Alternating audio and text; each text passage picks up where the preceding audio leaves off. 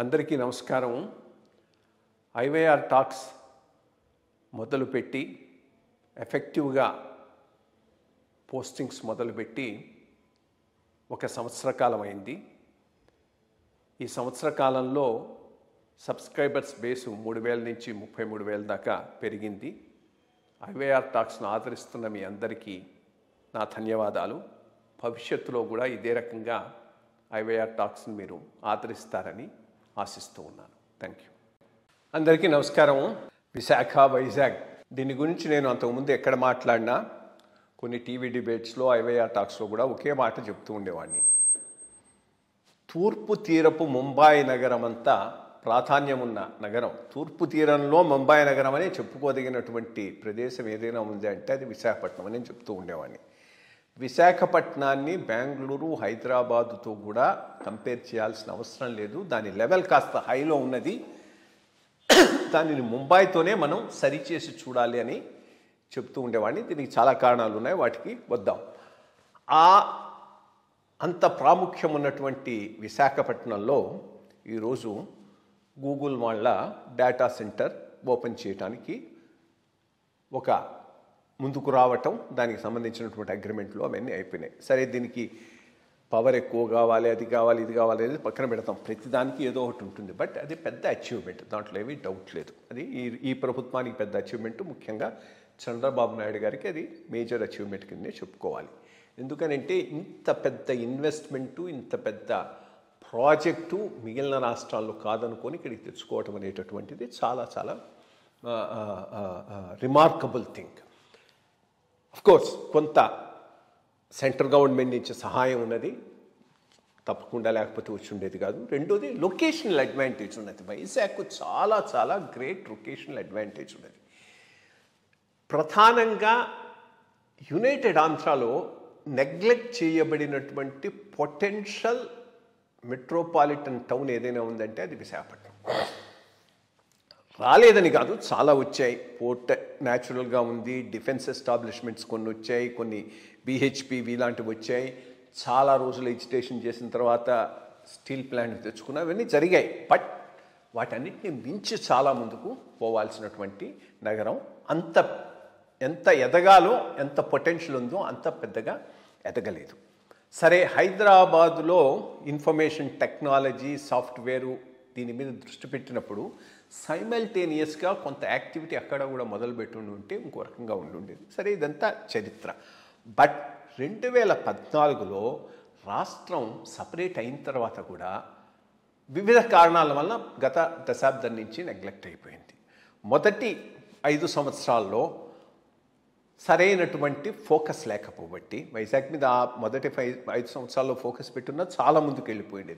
మిగిలిన 5 సంవత్సరాల్లో అసలు విషయాన్ని మర్చిపోయి రాజధాని రాజధాని అని అంటూ ఏవో ప్యాలెస్లు కట్టుకోవడానికి, భూములు ఆక్రమించుకోవడానికి దాని మీద దృష్టి ఉండేది. కానీ రియల్గా వైజాగ్ పొటెన్షియల్ ఎక్స్ప్లాయిట్ చేయడానికి ఎటువంటి చర్య తీసుకోలేదు. కాబట్టి 2014 నుంచి 2024 వరకు ఒక రకంగా ప్రత్యేక రాష్ట్రంలో చాలా ప్రముఖమైన పాత్ర పోషించి చాలా ఇన్వెస్ట్మెంట్ రావాల్సినటువంటి విశాఖపట్నం నగరం అట్లట్లా ఉండిపోయింది.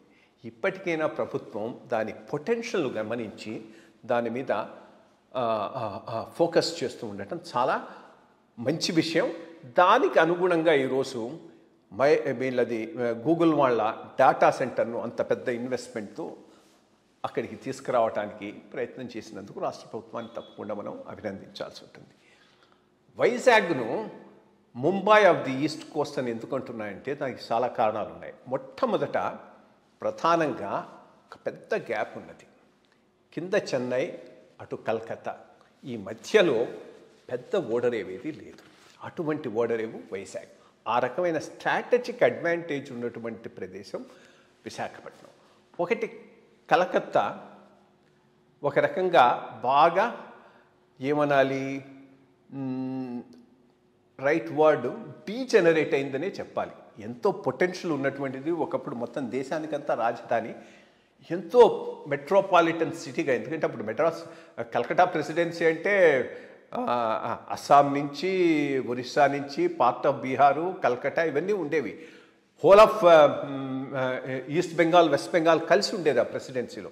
అంత పెద్ద ప్రెసిడెన్సీకి క్యాపిటలు మొత్తం భారతదేశానికే 1917 దాకా అనుకుంటాను క్యాపిటల్గా ఉన్నటువంటి ప్రదేశం.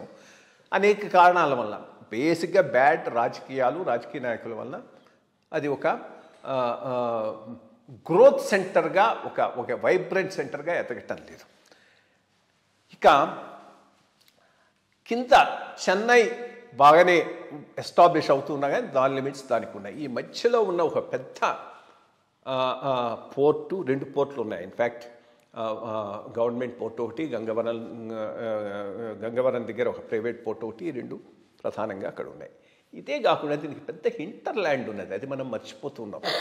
హోల్ ఆఫ్ ఛత్తీస్గఢ్, మధ్యప్రదేశ్ ఈ ఏరియాకు సంబంధించినటువంటి ప్రధానమైనటువంటి నౌకా అవుట్లెట్ వైజాగ్ అవుతుంది. ఆ రకంగా కూడా దీనికి పెద్ద హింటర్ల్యాండ్ ఉంది. దానికి తోడు ఇప్పుడు వైజాగ్ టు రాయ్పూర్ ఆ హైవేను, రైల్వే లైన్ను వృద్ధి చేయటం, ఇదంతా వీటి మీద గవర్నమెంట్ కాన్సన్ట్రేట్ చేస్తుంది. కాబట్టి అటు నుంచి వచ్చేటటువంటి ట్రేడ్ అంతా వైజాగ్ బేసిస్గా ముందుకు పోయేటటువంటి అవకాశం అనేది.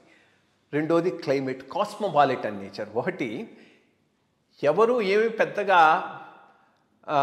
ప్రయత్నం చేయకుండానే అది ఒక కాస్మోపాలిటన్ టన్ అయింది. ఎందుకు? మొదటి నుంచి ఎక్కువ మంది బయట నుంచి వచ్చిన వాళ్ళే ఎక్కువ అక్కడ.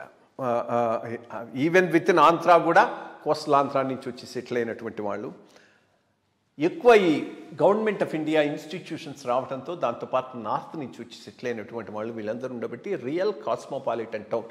ఆ అట్మాస్ఫియర్ రావడానికి చాలా చోట్ల చాలా కృషి చేయాలి. ఇక్కడ ఎటువంటి కృషి అవసరం లేకుండా ఆటోమేటిక్గా ఒక పెద్ద కాస్మోపాలిటన్ సిటీ లాగా డెవలప్ అయింది. సో ఇంత పొటెన్షియల్ ఉన్నటువంటి సిటీ ఒక దశాబ్దం వరకు అంతగా ప్రాధాన్యం సంతరించుకోలేకపోయింది. ఇప్పుడు వస్తున్నది.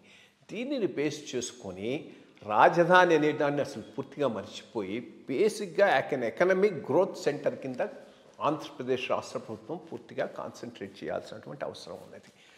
రెండోది, చుట్టూ బాగా గవర్నమెంట్ ల్యాండ్స్ ఉన్నాయి. వాటిని లెవరేజ్ చేసి ఇండస్ట్రీస్ తీసుకురావడానికి ప్రయత్నం చేయాలి. ఇప్పుడు చెన్నైని బేస్గా చేసుకొని నాయుడుపేట, శ్రీకాళహస్తి ఏరియాలో డెవలప్ చేసినటువంటి శ్రీ సిటీ ఒక పెద్ద ఇండస్ట్రియల్ హబ్ కింద తయారైంది. దానికి ఇది హింటర్ల్యాండ్ ఫర్ చెన్నై పోర్ట్ అయింది. చెన్నై పోర్టు ఆధారంగా చేసుకొని డెవలప్ అయినటువంటిది. ప్రైవేట్ సెక్టార్లో వచ్చింది. 2 ప్రభుత్వాలు దానికి కృషి చేశాయి. అది అప్పుడున్న వైఎస్ఆర్ ప్రభుత్వం కానీ, ఆ పైన ఉన్న చంద్రబాబు నాయుడు ప్రభుత్వం కానీ దాన్ని ఒక పద్ధతిలో పెట్టడానికి చాలా చాలా కృషి చేశాయి. అటువంటి ఒక పెద్ద ఇండస్ట్రియల్ ఎస్టేటు వైజాగ్ దగ్గరలో ప్రైవేట్ సెక్టర్లో రావాల్సినటువంటి అవసరం ఎంతైనా ఉన్నది. అచ్యుతాపురం ఇండస్ట్రియల్ ఎస్టేట్ ఉంది, దాన్ని ప్రైవేటైజ్ చేసినా బాగానే ఉంటుంది. గవర్నమెంట్లో ఉన్నంత వరకు ఏంటనంటే ప్రోయాక్టివ్గా ఇండస్ట్రియలిస్ట్ను అట్రాక్ట్ చేసి మల్టీనేషనల్స్ వాటి బ్రాంచెస్ను ఎస్టాబ్లిష్ చేసుకోవడానికి అంతగా కష్టపడరు. అదే ప్రైవేట్ సెక్టార్ ఇండస్ట్రియల్ ఎస్టేట్ అయితే మార్కెటింగ్ చక్కగా చేసుకుంటారు. పర్ఫెక్ట్ ఎగ్జాంపుల్ శ్రీ సిటీని మార్కెట్ చేసినంత బ్రహ్మాండంగా ఇంకెవరిని మార్కెట్ చేసుకున్నాడు. బట్ దాని ఎఫెక్ట్ అంతా చెన్నై పోర్టుకు లింక్డ్. ఇప్పుడు వైజాగ్ పోర్టుకు లింక్డ్గా అట్లాంటి ఒక పెద్ద ఇండస్ట్రియల్ ఎస్టేట్ను డెవలప్ చేయాల్సినటువంటి అవసరం ఉన్నది. సరే, హెచ్పిసిఎల్ ఎక్స్పాన్షన్ ఒకటి జరుగుతూ ఉన్నది, అదో major activity. Lot of pharma companies వస్తూ ఉన్నాయి.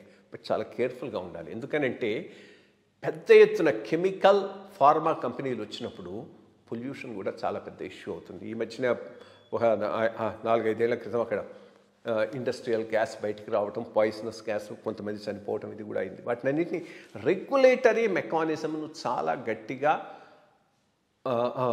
పెంచి అమలు చేస్తూ ముందుకు తీసుకుపోగలిగితే మనకు ఒక పెద్ద ఒక మేజర్ గ్రోత్ సెంటర్ మాత్రం ఎప్పటికైనా కానీ వైజాగ్ అవుతుంది. అక్కడ దగ్గరలో ఉన్న భోగాపురం ఎయిర్పోర్టు రాజకీయాలకు అతీతంగా ఆ రోజు వైఎస్ జగన్మోహన్ రెడ్డి కానీ, ఈ రోజు చంద్రబాబు నాయుడు కానీ ఫోకస్ చేసి ముందుకు తీసుకుపోతున్నాడు.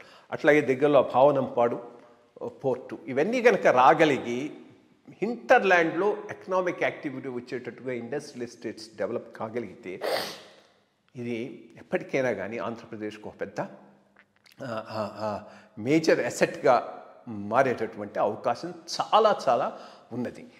అంతా సర్వీస్ సెక్టర్ మీదనే కాన్సన్ట్రేట్ చేయడం లేదు, మ్యానుఫ్యాక్చర్ మీద కూడా బాగా కాన్సన్ట్రేట్ చేసి పెట్టుకోవాల్సినటువంటి అవసరం ఉంది. వెనక కావాల్సినంత ల్యాండ్ ఉన్నది.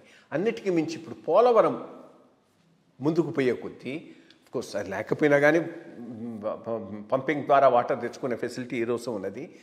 గోదావరి నీళ్ళు కూడా వచ్చేటటువంటి అవకాశం ఉంది. నీటి సమస్య లేకుండా కావాల్సినంత భూమి ఉంది, రీజనబుల్ క్లైమేట్ ఉండి, పోర్ట్ ఉన్నటువంటి ప్రదేశం అభివృద్ధి చెందకపోతే కారణం పాలకులే అవుతారు. సో అటువంటి ప్లేస్లో ఈరోజు ఈ గూగుల్ డేటా సెంటర్ రావటం అనేటటువంటిది చాలా చాలా హర్షణీయమైనటువంటి విషయం. కానీ గవర్నమెంట్ కేవలం దీనికి అనుబంధమనే కాకుండా ఇండస్ట్రియల్ మ్యానుఫ్యాక్చరింగ్ యూనిట్స్ని కూడా పెద్ద ఎత్తున డెవలప్ చేయడానికి ఫోకస్ చేయాల్సినటువంటి అవసరం ఉన్నది. ఏనాటికైనా ఆంధ్రప్రదేశ్ రాష్ట్రంలో ఒక ప్రధానమైనటువంటి ఎకనామిక్ ఇంజన్ గ్రోత్ మాత్రం వైజాగ్ మాత్రమే. ఇది దాంట్లో ఏమీ డిస్ప్యూటే లేదు. అటువంటి ప్రదేశాన్ని పెద్ద ఎత్తున ఫోకస్ చేసి డెవలప్ చేయగలిగితే రాష్ట్రానికి కావాల్సినంత ఆదాయాలు వస్తాయి, అభివృద్ధి కూడా అది వచ్చిన పెద్ద లింక్గా మిగిలిపోగలుగుతుంది. సో ఈ ఈ ఈ ఇంత పొటెన్షియల్ ఉన్నటువంటి సిటీ ఈ రాష్ట్రంలో ఉండటం ఆ రాష్ట్రం యొక్క అదృష్టం. దానిని పూర్తిగా ఉపయోగించుకోవాల్సిన బాధ్యత రాష్ట్ర నాయకత్వం మీద ఉన్నది. Thank you.